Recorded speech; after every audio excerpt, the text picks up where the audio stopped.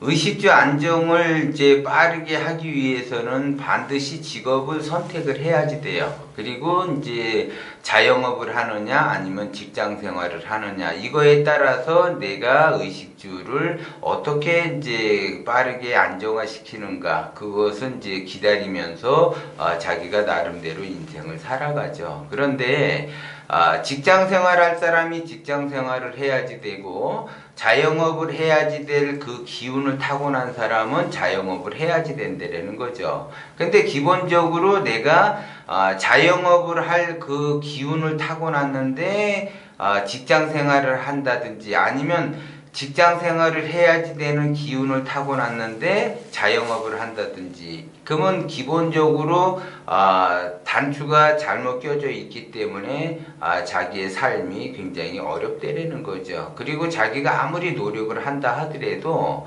거기에 따라서 좋은 결과는 나타나지 않는다는 거죠. 그렇기 때문에 지금은 이제 그 자영업 할 사람은 이제 자영업을 하고 직장 생활 할 사람은 직장 생활을 하는 거를 다 알아요. 그리고 이제 나름대로 감독명철학을 공부하시는 분들은 자기가 어떻게 해야지 된지는 알아, 기본적으로. 그런데 문제는 직장 생활을 해야지 될 기운을 타고난 사람이 자영업을 하는데 문제가 발생이 돼요.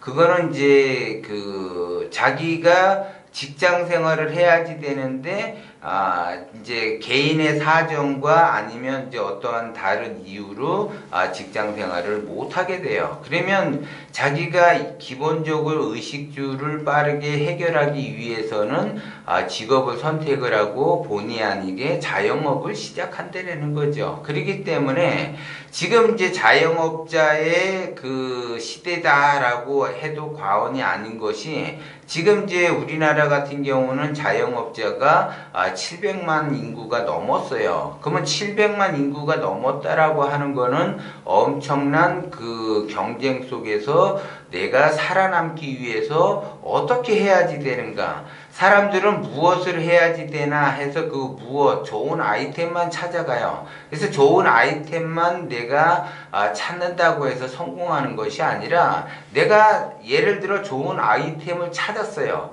찾았는데 내가 이제 그거로 인해서 창업을 해. 그리고 이제 나름대로 이렇게 잘 이렇게 영업이 잘 됐다라고 하게 되면 반드시 그 옆에 주변에 대형화가 그 사업을 하시는 분이 반드시 들어와서 내가 밀리게 되는 형국이 된다라는 거죠. 아니면 상권이 좋다라든가 뭐 아이템이 좋다. 그러면 내가 아무리 아이템이 좋더라도 그 주변에 그 같은 비슷한 업종들이 우후죽순으로 이렇게 거기에 이제 그 나름대로 사업을 그 하게 되면 다 나눠 먹기 식으로밖에 될 수가 없다라는 거죠. 그래서 내가 좋은 아이템 그거 찾는 것보다는 내가 같은 아이템이라고 하더라도 내가 어떻게 내가 경영을 하고 어떻게 운영을 하고 어떻게 내가 맛을 낼 것이냐 이거에 따라서 달라진다라는 거죠. 그래서 기본적으로 내가 의식주가 빠르게 안정이 된다라고 하게 되면은 사람들이 대부분 취업하지 않고 자영업을 한다 그러면 뭐 장사나 하지 이렇게 생각을 해요. 굉장히 쉽게 생각한다라는 거죠. 그래서 쓴맛을 보고 난 다음에야 이게 장사는 아무나 하는 것이 아니구나 그거를 터득하게 되죠. 그리고 나서 이제 거기에 이제 자기가 나름대로 이거를 어떻게 운영을 해야지 될까 이렇게 되죠. 그래서 이제 지금 이제 우리나라에서 그래도 가장 많이 지금 창업 업종이 돼 있는 것이 카페가 제일 많아요. 카페가 웬만하면은 진짜 말 그대로 엄청나게 많아요. 예전에 그냥 말 그대로 골목 하나하나에 치킨집이 쫙 있었는데 그 치킨집들은 이제 너무 이제 그 과다 경쟁으로 인해서 많이 정리가 됐어요. 그리고 나서 지금은 이제 어느 추세로 가느냐 카페 추세로 가는데 이 카페가 엄청나게 많아요. 그래서 지금 이제 과다 경쟁하는 그 업종이 카페라든가 편의점이라든가 미용실이라든가 그 치킨집이라든가 이런 쪽으로 해서 많이 과다 경쟁을 하죠. 아직도 과다 경쟁을 해요. 거기에 이제 과다 경쟁 속에서 음식점이 있는데 그 음식점들도 다 대부분 사람들이 음식점을 하든 카페를 하든 편의점을 하든 뭐를 하든지 간에 다 자기가 나름대로 부푼 꿈을 안고서 자기가 성공하는 줄 알고 창업을 하지 실패를 내가 맛본다라고 꿈에도 생각 못하고 창업을 한다라는 거죠. 그리고 이제 창업 날짜, 오픈 날짜가 이제 다가서게 되면 그때서야 조금씩 두려움이 느껴져요. 감각적으로 그것이 이제 다가오죠. 과연 잘할 수 있을까? 맨 처음에 할 때는 실패라는 단어는 자기 생각에서는 완전히 벗어나 있는 상태에서 오픈 날이 다가올수록 실패에 대한 것들이 이제 하나씩 떠오르기 시작을 해요. 그러다가 막상 이제 오픈을 하게 되면 자기가 생각했던 것만큼 장사가 안 되기 시작하게 되면 이제 그때서부터는 이제 발등에 불이 떨어진 거죠.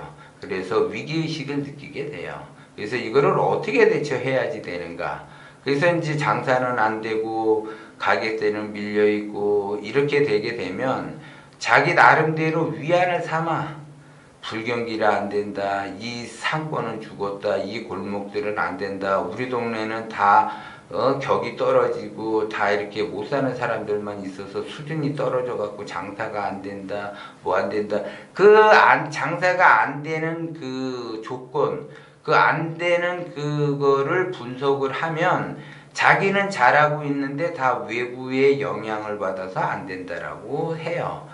당연하죠.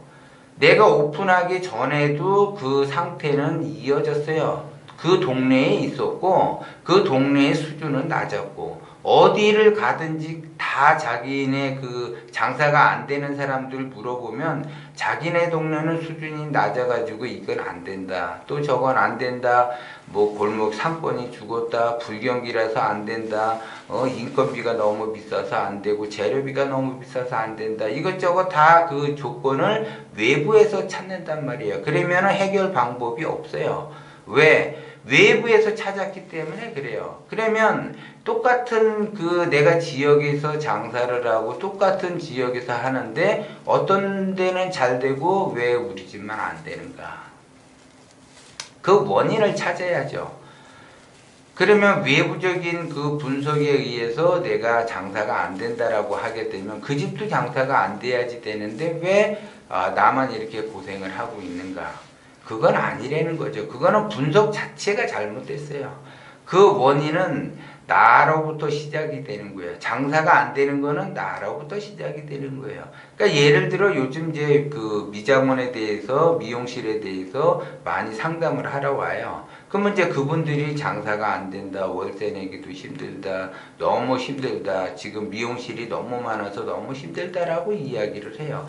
그런데 어느 집은 조금 되고 어느 집은 아주 잘 되고 어느 집은 안 된다라는 거죠. 그러면 어떤 집은 잘 되고 어떤 집은 그럭저럭 되고 어떤 집은 완전히 안 되는가, 그거를 분석을 해야지 돼요. 그래서 이제 제가 컨설팅을 해서 방법을 요렇게 한번 써봐라.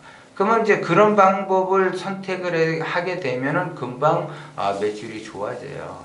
그런데 그 방법 쓰기가 어렵다는 거죠. 그 방법이 있는지도 모르고 자기가 장사가 안 되는 그 분석적인 그 원인을 자기한테로 돌리지 않고 밖에서 돌려서 그렇다는 거죠.